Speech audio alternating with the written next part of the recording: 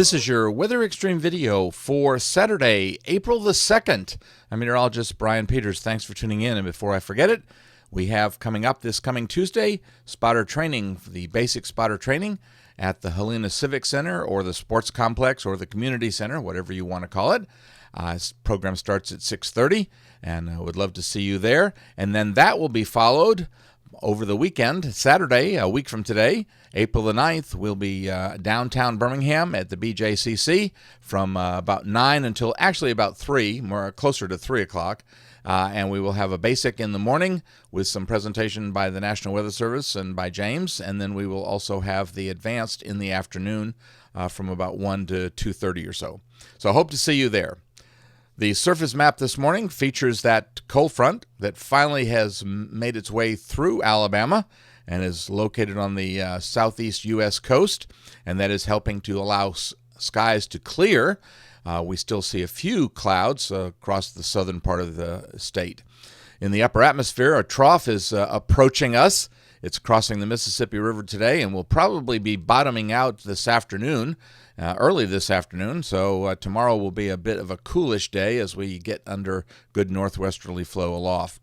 At the surface, we see that we do have a north to northwesterly flow right now, and temperature is a bit cooler than we've seen over the last several days, with morning lows generally in the 40s for the most part. But you can see those dew points, the green values, basically also into the upper 30s, so that means the humidity will be down a bit. Radar pretty clear compared to what we've seen over the last several days, and still maybe a shower or two across the Gulf Coast area, but for the most part, pretty dry. There's a good deal of weather advisories. The purple are winter weather advisories. The dark blue are freeze advisories, and the browns are wind advisories. So a good deal of action going on for the Ohio River Valley up into the Great Lakes area and over to southern New England. Our quantitative precipitation forecast, or QPF, is pretty light. It's kind of skimpy. It looks like the primary threat for rain is going to come late Wednesday and into Thursday, and then we don't expect to see a great deal of rainfall with that event. Storm Prediction Center is only outlooking a marginal risk across parts of the Florida Peninsula for day 1. That's today into early Sunday. For day 2, which is Sunday into early Monday, we have no severe weather risk areas. And then for Monday into Tuesday, we still have just a couple of blobs of the potential for thunderstorms. All right, the 06Z GFS model run this morning, and here comes high pressure centered over Texas, bringing us a slight north to northwesterly flow. In the meantime, we can see the front out over the southeast U.S. coast.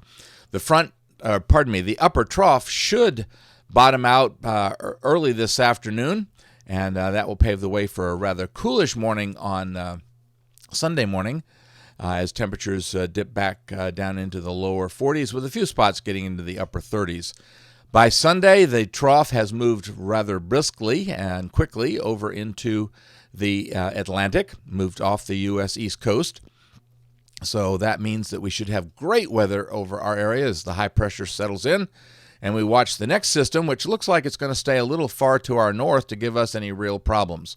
On Monday, we do see a bit of a trough coming through the Great Lakes area, but it doesn't have very much of a southward extent.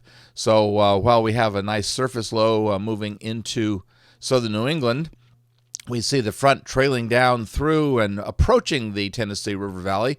And while it may actually come through our area, I doubt that we'll see much other than maybe a few passing clouds. Tuesday, we get under a ridge, so temperatures should warm up a little bit, and we stay under that ridge into Wednesday. But by Wednesday, we're watching this nice short wave move across the middle Mississippi River Valley, and with that, we should see a surface low in the Great Lakes region with a front trailing down through the lower Mississippi River Valley. So it looks like probably much of the day Wednesday will be dry, but probably into late afternoon and evening hours, we could begin to see some chance for rain across our area.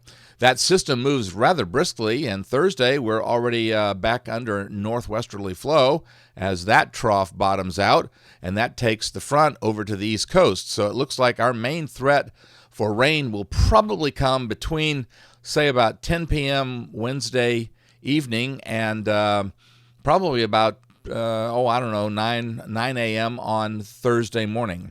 And right now, because the dynamics are so much further north, I doubt that we're going to see anything in the way of severe weather.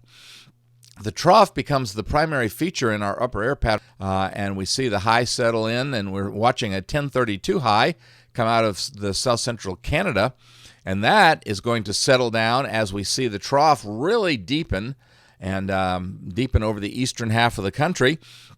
So that's going to bring us a rather chilly day, especially Friday and into Saturday. And you'll see in a moment why Saturday we might see the possibility of some freezing temperatures. On Friday, the surface high is centered over Iowa. That's giving us a pretty good north fetch all the way from southern Canada all the way down into the southeastern U.S.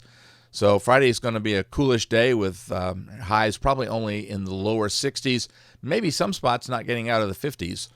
By Saturday, the upper air pattern is beginning to shift to a ridge, but in the meantime, the surface high has settled over the southeastern United States.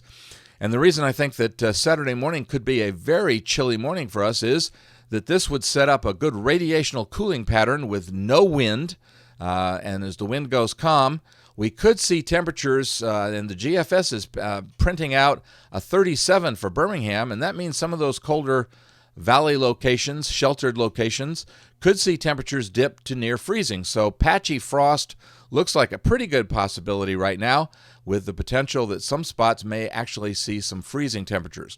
But we'll watch this because that position of that high really plays an important role in whether or not we will actually see the wind go calm. Looking out into Voodoo Country, we have another substantial trough to deal with, fast-moving one, but still a fairly strong one over the central Mississippi River Valley on Tuesday. That's the 12th of April. Then we come under a ridge, and I mean we come under a ridge. Man, we're talking about warm weather all the way up into New England and even southeastern Canada. As you can see, that ridge from the Gulf of Mexico extending up across the southern Appalachians up into southeast Canada. So we're going to see if this verifies. Around the 14th, 15th of April, we should see some pretty warm temperatures. And then that big ridge gets dampened down just a little bit as we have some traveling systems across the Great Lakes region, and we're watching a big trough off the U.S. West Coast.